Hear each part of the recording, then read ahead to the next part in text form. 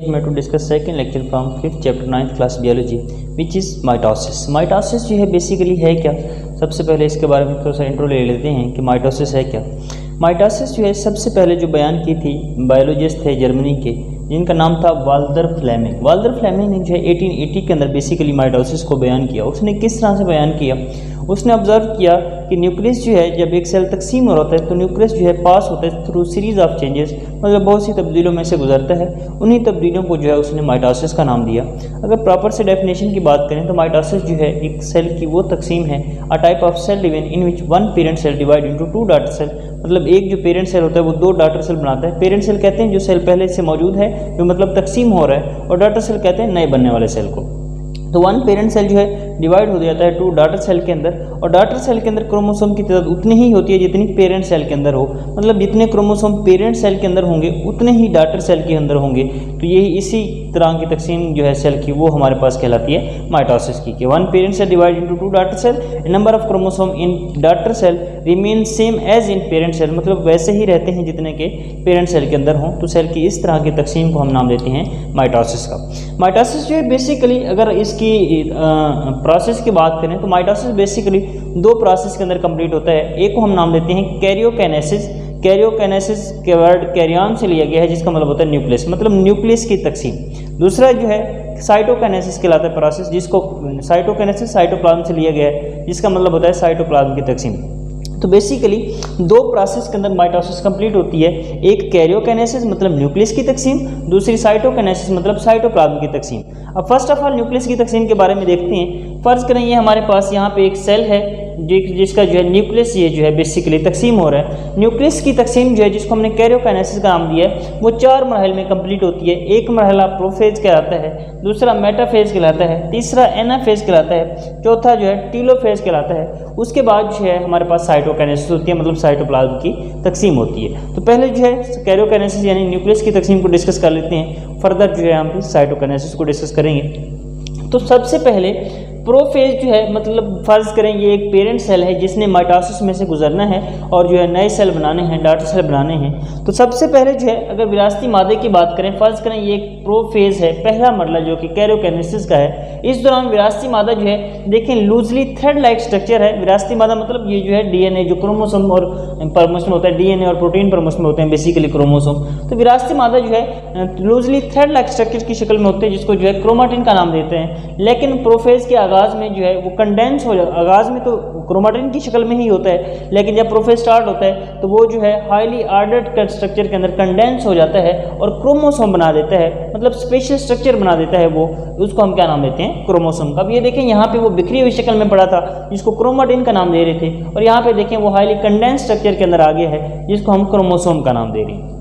तो क्योंकि already S phase जो है जब इंटरफेज होता है, पिछले लेक्चर के अंदर हमने जो है डिस्कस किया था इंटरफेज के बारे में।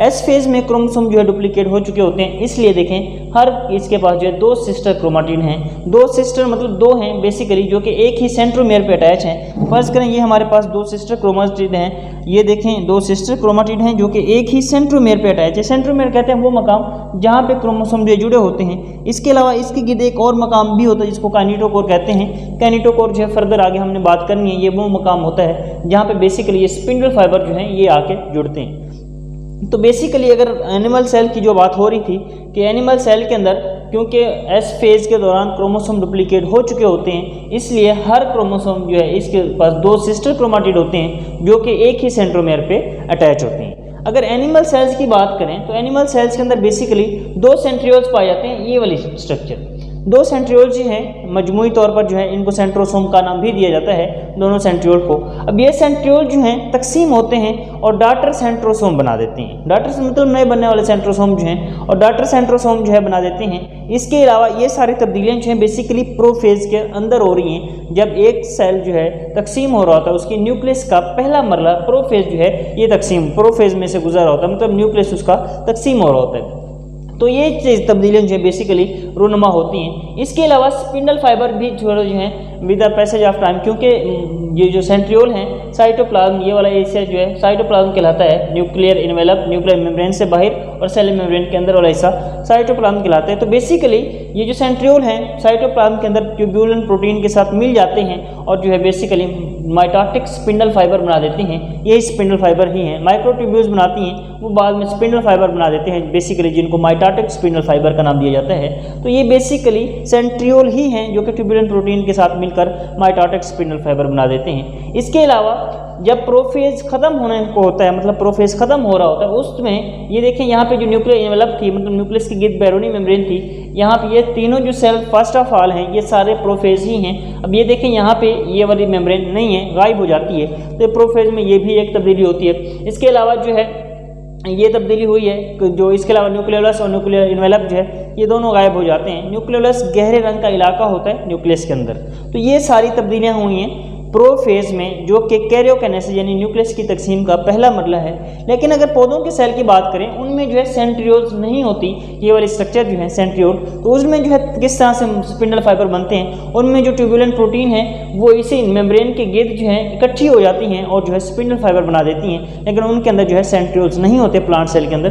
तो ये जो है डिफरेंट भी है प्लांट सेल और पौधे के एनिमल सेल के दरमियान जो है प्रोफेज में थोड़ा सा फर्क। अब प्रोफेज जब खत्म होता है तो क्योंकि स्पिंडल फाइबर काफ़ी हद तक जो है लंबे हो चुके होते हैं, अलॉन्ग लेंथ जो है सूटेबल लेंथ तक जो है अलॉन्ग कर चुके होते हैं, लंबे हो चुके होते हैं, तो चंद एक फाइबर जिनको जो है माइटोटिक स्पिंडल फाइबर का नाम देते हैं। माइटोटिक यानी ये जो हमारे पास यहाँ पे बने थे spindle fibre basically kinetochore spindle fibre कहलाते हैं। क्यों काइनेटोकोर कहलाते हैं? क्योंकि ये क्रोमोसोम की काइनेटोकोर के साथ अटैच होते हैं। अगर ये वाले स्ट्रक्चर की बात करें तो यहाँ पे हमने ये बात की थी कि क्रोमोसोम के सेंट्रोमेयर के गिर्द एक और स्ट्रक्चर होती है, एक और मेम्ब्रेन होती है, एक और जगह होती है जहाँ जिसको काइनेटोकोर का नाम देते हैं, वहाँ पे आके बेसिकली स्पिंडल फाइबर जुड़ता है। तो वो स्पिंडल फाइबर जो क्रोमोसोम के काइनेटोकोर के साथ जुड़ेगा वो काइनेटोकोर स्पिंडल फाइबर कहलाएगा, जबकि जो ऐसे ही जा रहा है वो नॉन काइनेटोकोर कहलाएगा, जो कि काइनेटोकोर के साथ नहीं जुड़ा तो वो नॉन काइनेटोकोर बेसिकली कहलाएगा।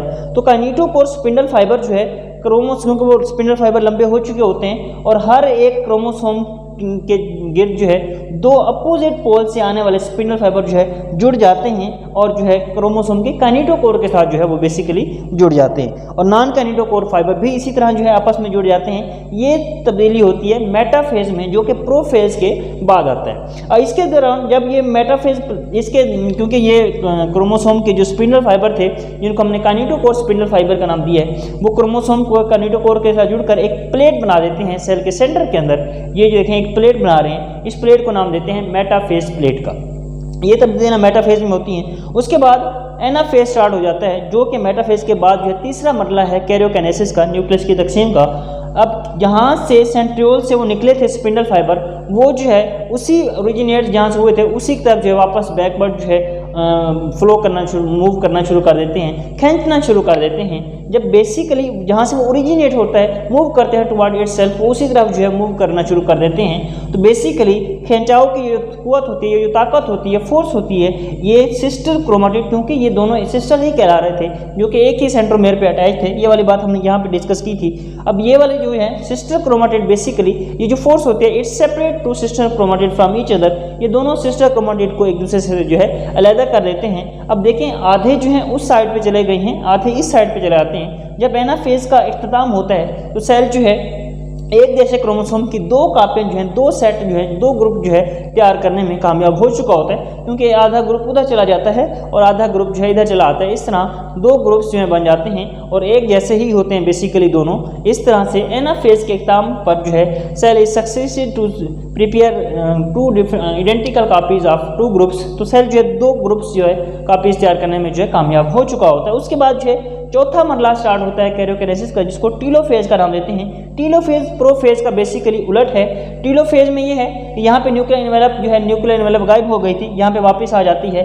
यहाँ पे जो न्यूक्लियर वो ये जो क्रोमोसोम थे ये वाले देखें दोबारा जो है खुल जाते हैं, अनकाइल हो जाते हैं और दोबारा अपनी क्रोमैटिन की शक्ल में आ जाते हैं। मतलब प्रोफेज में जो तब्दीलियाँ हुई थी वो सारी तब्दीलियाँ रिवर्स होती हैं टीलोफेज के अंदर। तो यहाँ तक कैरियोकाइनेसिस तो कंप्लीट हो जाती है, मतलब कैरियोकाइनेसिस यानी न्यूक्लियस की तकसीम तो मुकम्मल हो जाती है, लेकिन साइटोकाइनेसिस नहीं होती।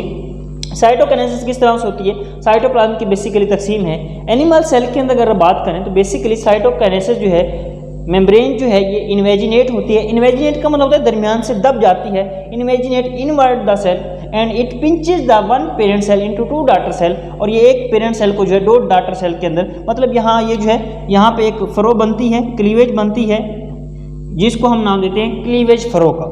यहाँ पे एक क्लीवेज बनती है और उसको हम नाम देते हैं क्लीवेज फरो। तो क्लीवेज फरो बनती है एक एनिमल सेल के अंदर, और ये जो है मज़ीद गहरी होती है, डीपन होती है, और बनती कहाँ पे है, बनती वहाँ पे है जहाँ पे मेटाफेज प्लेट बनी थी। मेटाफेज प्लेट जहाँ पे बनी थी वहीं पे एक जो है क्लीवेज बनती है and it pinches the cell in fine into two daughter cell, और ये एक पेरेंट सेल को जो है बेसिकली दो डॉटर सेल के अंदर क्या कर देती है, तकसीम कर देती है। तो क्लीवेज फरो के जरिए जो है साइटोकाइनेसिस होती है एनिमल सेल के अंदर। लेकिन अगर प्लांट सेल की बात करें, फर्ज करें ये एक प्लांट सेल है, प्लांट सेल के अंदर क्योंकि हमने ये बात जो है की है कि स्पिंडल फाइबर वहाँ पे नहीं, ये सेंट्रियोल्स नहीं होते और स्पिंडल फाइबर जो है अरेंज हो जाते हैं। साइटोकाइनेसिस जो है प्लांट सेल के अंदर बनती है।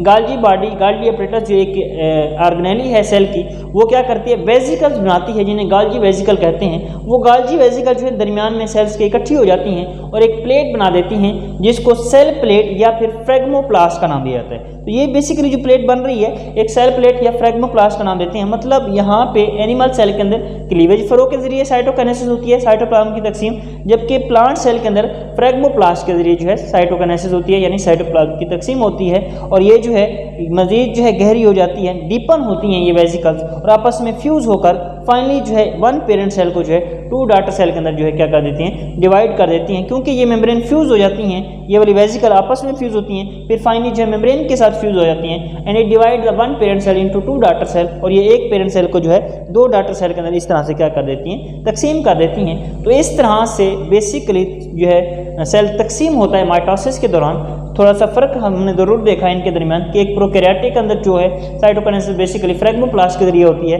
और एक एनिमल सेल के अंदर क्लीवेज फरो के जरिए होती है। इसके अलावा ये भी फर्क हमने देखा कि सेंट्रियोल जो है यहाँ पे नहीं होते प्लांट सेल के अंदर, लेकिन एनिमल सेल के अंदर होते हैं। लेकिन ऐसा नहीं है कि माइक्रोट्यूब्यूल या स्पिंडल फाइबर नहीं बनते, स्पिंडल फाइबर दोनों में बनते हैं, सिर्फ सेंट्रियोल जो है एब्सेंट होते हैं प्लांट सेल के अंदर। तो उसमें ये होता है कि न्यूक्लियर एनवेलप के गिर्द, यानी न्यूक्लियर एनवेलप कहते हैं न्यूक्लियस के गिर्द जो मेम्ब्रेन है इसके गिर्द जो है ट्यूबुलेंट प्रोटीन इकट्ठी हो जाती हैं और स्पिंडल फाइबर बना देती हैं। तो इस तरह से माइटोसिस जो है कैरियोकाइनेसिस और साइटोकाइनेसिस जो है अपने चार मराहिल में जो है तकसीम हो जाती है। अब बेसिकली यहाँ पे आपके जहन में क्वेश्चन होगा कि यहाँ पे प्रोफेज में हमने जो है 3 सेल बेसिकली ड्रा किए हैं और यहाँ पे जो है 1 सेल हमने 1 सेल हर फेज के अंदर ड्रा की है। तो बेसिकली प्रोफेज जो है 3 स्टेप्स में हो रही होती है, प्रोफेज 1, प्रोफेज 2 और प्रोफेज 3। तो बेसिकली प्रोफेज के मजीद जो है फेजेस होते हैं जो कि आपकी 9th क्लास के अंदर जो है बयान नहीं है, लेकिन जो है फर्दर इन्फॉर्मेशन के लिए ऐसा है कि प्रोफेज के मजीद जो है बेसिकली 3 स्टेप्स होते हैं। तो ये वही प्रोफेज ही हैं तीनों सेल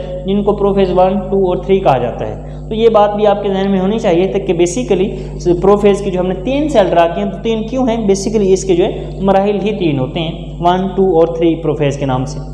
उसके बाद मेटाफेज आता है, एनाफेज आता है, टीलोफेज आता है और कैरियोकाइनेसिस जो है कंप्लीट होती आती है। उसके बाद साइटोकाइनेसिस आती है। साइटोकाइनेसिस में साइटोप्लाज्म की तकसीम होती है जिसमें एनिमल में हमने बात की क्लीवेज फरो के जरिए और प्लांट सेल के अंदर हमने बात की है फ्रेगमोप्लास्ट के जरिए। इस तरह से साइटोकाइनेसिस होने के बाद एक जो पेरेंट सेल है वो 2 में तकसीम हो जाता है। जो हमने स्टार्ट में बात की थी कि 1 पेरेंट सेल डिवाइड हो जाता है 2 डॉटर सेल के अंदर और नंबर ऑफ क्रोमोसोम उतने ही रहते हैं जितने के डॉटर सेल के अंदर हों। तो आप देखें यहाँ पे जितने पेरेंट्स यहाँ पे थे उतने ही क्रोमोसोम जो हैं अगले डॉटर सेल के अंदर आ जाते हैं। तो इस तरह से ये एक सेल की जो तकसीम है माइटोसिस कहलाती है, जिसमें एक पेरेंट सेल 2 में तकसीम हो रहा है और नंबर ऑफ क्रोमोसोम जो है उतने ही हैं जितने पेरेंट सेल के अंदर हैं। किसी भी क्वेश्चन के लिए कमेंट्स बॉक्स के अंदर जो है क्वेश्चन कमेंट करें। Thank you for watching.